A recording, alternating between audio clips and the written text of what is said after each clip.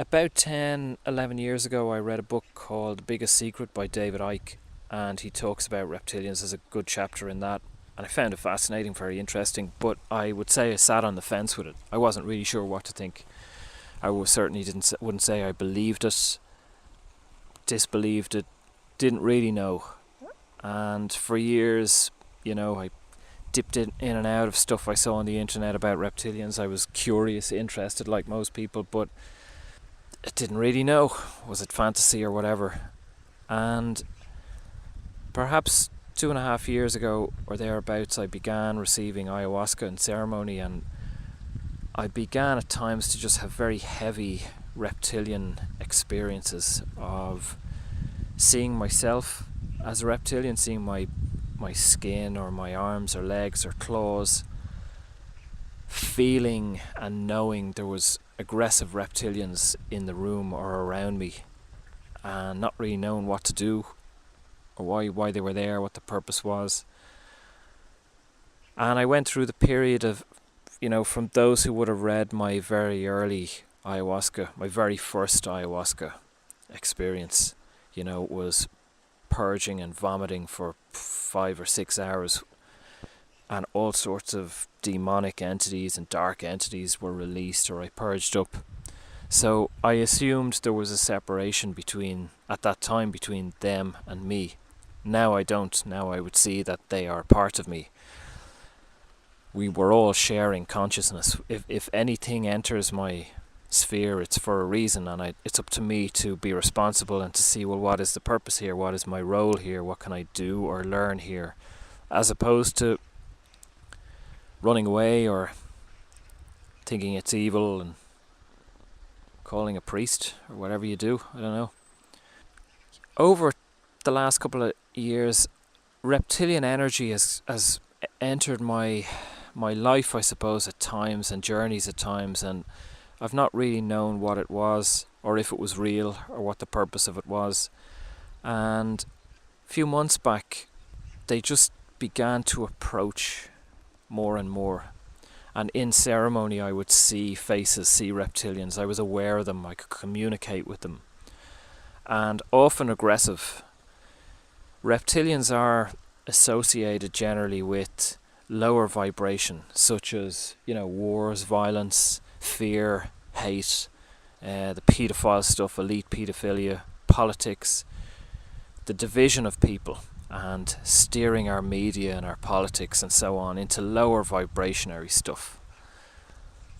But that's the message that's being put out there. It's the message, say, David Icke. I'm not really in touch with what David Icke is speaking about at the moment. It's been years since I've really paid attention, but that's what he was back then. I don't know if it's changed. It was quite divisional. It was them versus us. They are evil. We need to stop them. So I wasn't really sure of that, and if you've followed my stuff over the last couple of years, you've seen that I don't really see a division between any other entities and myself, so I don't think it's helpful for my journey. There was an experience I had a couple of months ago where in a meditation in the evening I was aware that there was a number of female and young reptilians in the room with me, and there was communication between them and us, and between one male who had brought them and myself. And during that I understood really that, without being derogatory, that, and with the utmost respect, that reptilians would be like crocodiles. That's my analogy. So, crocodiles aren't evil. They just, if you walk into a swamp, a crocodile will eat you. That's what it does. That's its nature. It feeds on any animal or any human that comes into its territory. It eats it to stay alive. It's not bad or evil or wrong. So reptilians generally feed on lower vibrationary energy, and we provide an awful lot of that. Just look at the social media or the politics or the news or television. It's all, we love the lower vibrationary stuff. It's our responsibility then what we vibrate. We're responsible with what we feed or don't feed, or what we do with our energy. After this, and in this journey that I realized they were in the room with me, I realized as well that there are many reptilians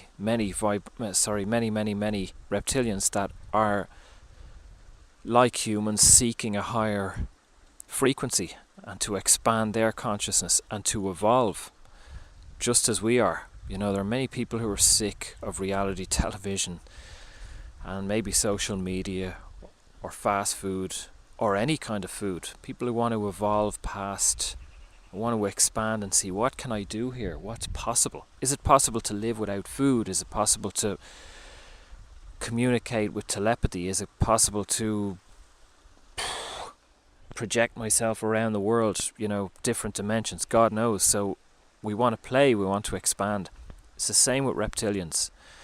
But there are, like with humans, there are small groups that are stuck and that are still in lower vibrationary acts, and that's how they live. So they're not bad or evil, the humans or the reptilians. It's up to us to take responsibility for how we respond to this. If we choose to respond with a higher vibration, if we choose to work on ourselves, or if we choose to get pushed around by what's going on in the world. So soon after that experience, I was in a ceremony where I reintegrated my reptilian, and I saw it began by seeing a reptilian, a young, esoteric, spiritually advanced reptilian. And I initially thought that this being was separate and there was work with him, we had communication, and then I began to realize he was me, that he was another embodiment of me. So I'm learning, and have done over the last few months, that some of us are living maybe multiple lives. Maybe we're living, thousands or hundreds, I have no idea. But for myself, I know at this stage that I'm living as a human and as a reptilian. And part of my work as the reptilian is to work with other reptilians to help to raise their energy, their frequency. And the reason I was reintegrating my human with the reptilian was to share energy and information between the two. Humans have a higher vibration. We have access to heart energy. If we work on it, we have access to higher, it's easier for us. So to be able to share that with my reptilian embodiment is then to be able to share that and work with other reptilians and help to raise them up. So in a recent ceremony a couple of weeks ago, there was a person in the room who would purge and kind of hang their head, and in doing so they were kind of giving up. I don't know what was going on in this person's mind in their journey, but from my outside view and the journey I was having and the information I was receiving was that they were handing over their power unknowingly to a reptilian, and a heavy, dark, extremely aggressive reptilian.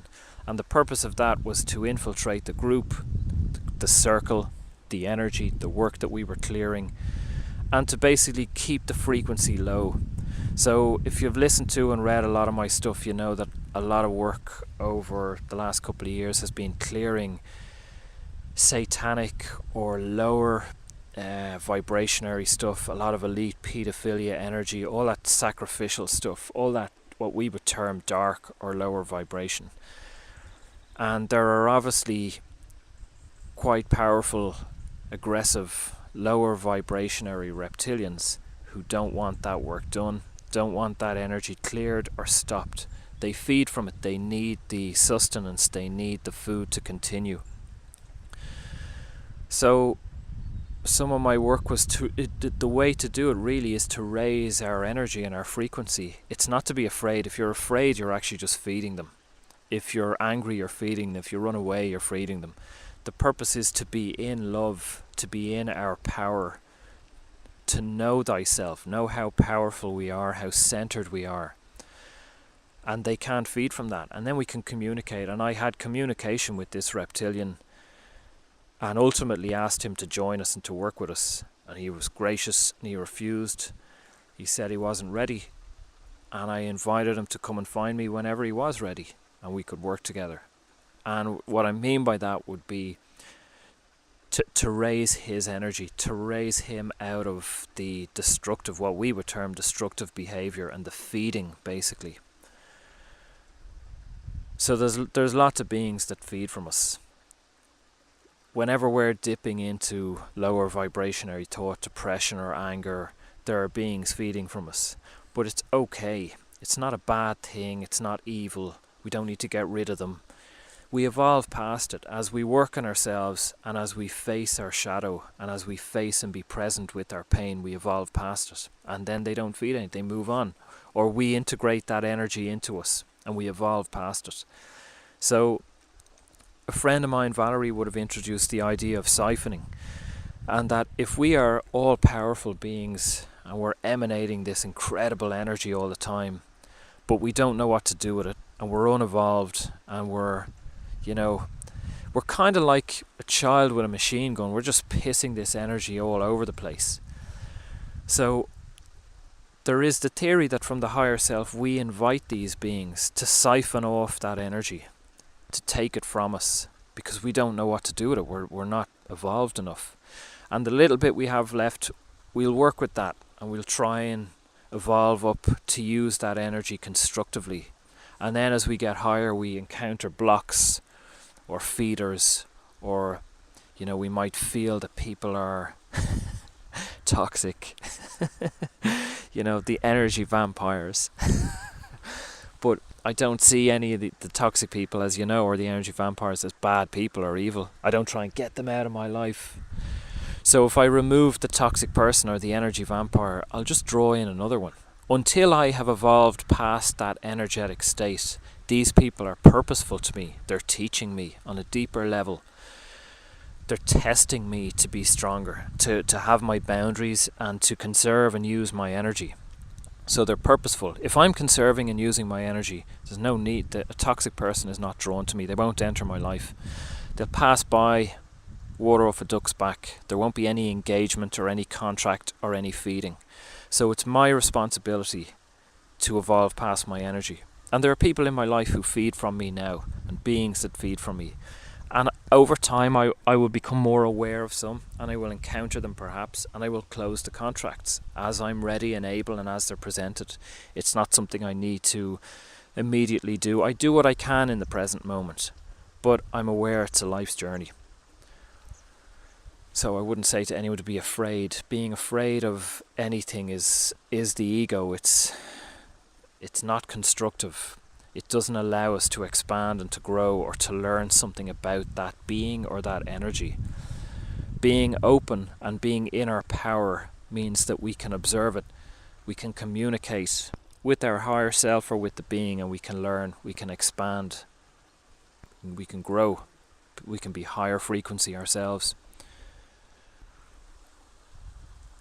Be free to sign up to my newsletter. There's a link below, and enjoy your day.